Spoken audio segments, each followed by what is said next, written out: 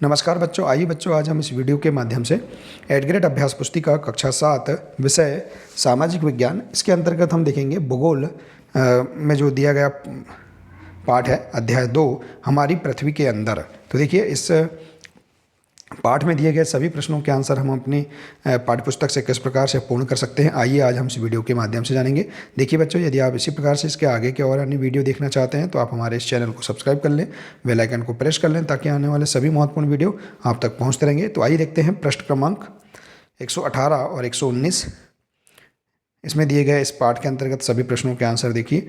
पहला प्रश्न है, लाल किला तथा ताजमहल का निर्माण किस प्रकार के पत्थरों से किया गया है। तो भूगोल की पाठ्यपुस्तक के पृष्ठ क्रमांक 9 से आप इसका उत्तर देख सकते हैं। लाल किला का निर्माण बलुआ पत्थर से तथा ताजमहल का निर्माण संगमरमर के पत्थर से किया गया है।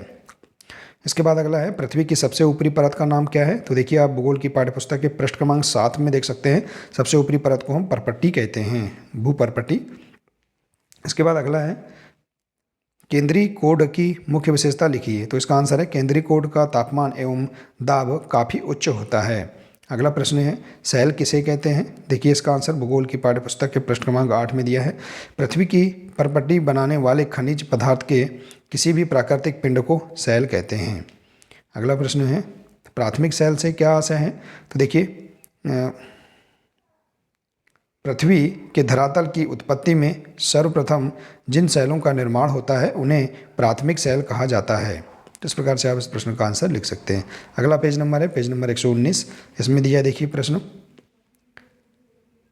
चिकनी मिट्टी व चूना पत्थर परिवर्तित होकर क्या कहलाते हैं।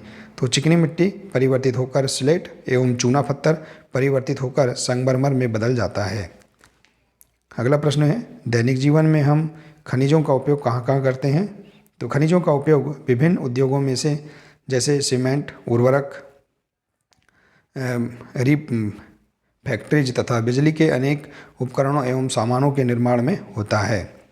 अगला प्रश्न है, शैल कितने प्रकार के होते हैं, उनके नाम लिखिए। शैल 3 प्रकार के होते हैं, आग्नेय शैल, अवसादी शैल और कायांतरित शैल। अगला प्रश्न है, जीवाश्म किसे कहते हैं।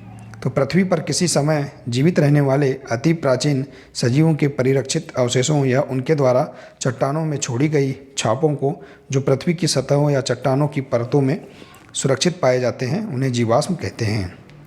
अगला प्रश्न है, मेंटल परत की गहराई कितने किलोमीटर तक है। तो इसका आंसर देख सकते हैं भूगोल के पृष्ठ क्रमांक में। मेंटल परत की गहराई 2900 किलोमीटर तक है। तो इस प्रकार से आप इस प्रश्न का आंसर लिख सकते हैं। तो देखिए बच्चों, इस प्रकार से हम यहाँ पर भूगोल के अंतर्गत दिए गए इस पाठ के सभी प्रश्नों के आंसर हम बहुत ही सरल तरीके से अपनी भूगोल की पाठ्यपुस्तक के पृष्ठ क्रमांक जो दिए गए हैं इनके आधार पर हम पूर्ण कर सकते हैं। तो बच्चों, आशा है कि आपको इस पाठ के अंतर्गत दिए गए सभी प्रश्न के आंसर समझ में आ गए होंगे। बच्चों, आज के लिए सिर्फ इतना ही है। मिलते हैं इसी प्रकार से अगले वीडियो में। नमस्कार।